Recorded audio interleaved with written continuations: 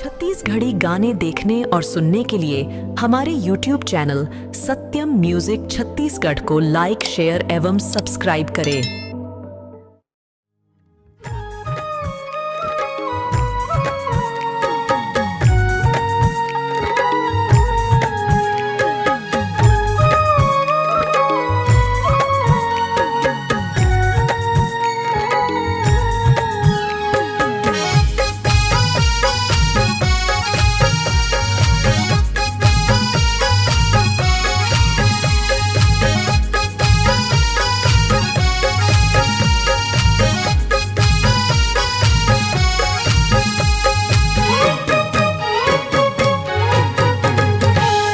सत्यम studio कौड़िया, सत्यम studio कौड़िया, सत्यम studio कौड़िया, सत्यम studio कौड़िया।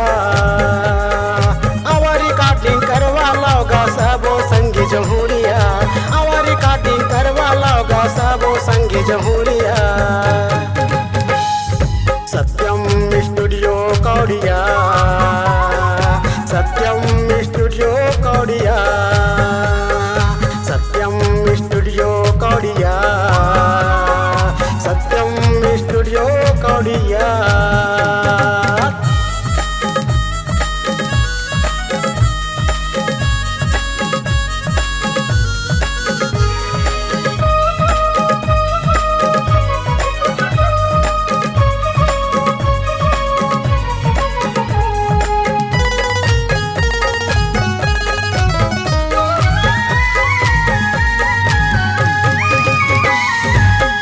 हे पलारी संगी जिला बलौदा बाजार, कलाकार मोर भाई मन सब दे हो माया दुलार।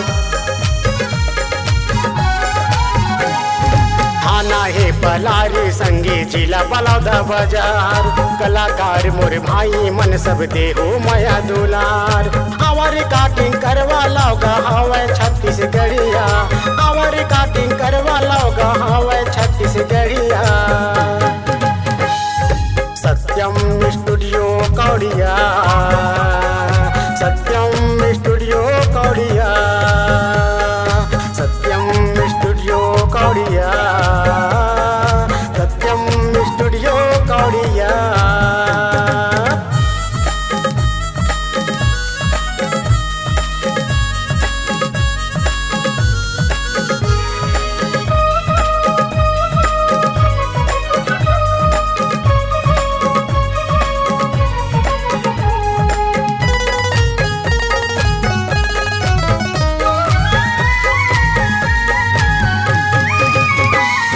निर्माता है अगरदास निर्देशक झम्मन कुर्रे, रिकॉर्डिंग करवैया मन जल्दी संपर्क करे। निर्माता है अगरदास निर्देशक झम्मन कुर्रे, रिकॉर्डिंग करवैया मन जल्दी संपर्क करे। आवार रिकॉर्डिंग करवा लोगा कलाकार मोर भैया, आवार रिकॉर्डिंग करवा लोगा कलाकार मोर भैया। सत्यम स्टूडियो कौड़िया, सत्यम स्टूडियो कौड़िया, सत्यम स्टूडियो कौड़िया, सत्यम स्टूडियो कौड़िया।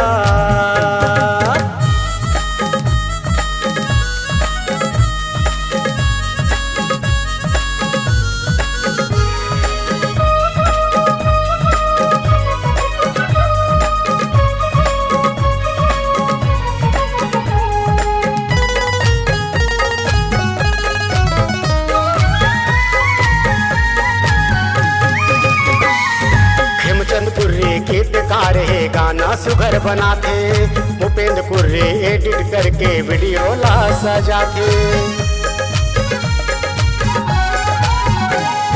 खेमचंद कुर्रे गीतकार है गाना सुघर बनाते, भूपेंद्र कुर्रे एडिट करके वीडियो ला सजाते।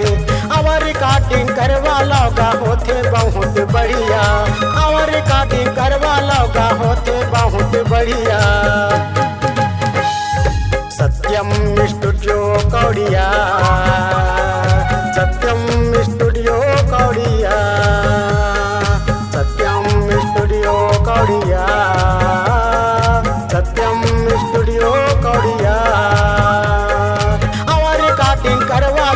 सबो संगी जमहूरिया आवा रिकॉर्डिंग करवा लाओ सबो संगी जमहूरिया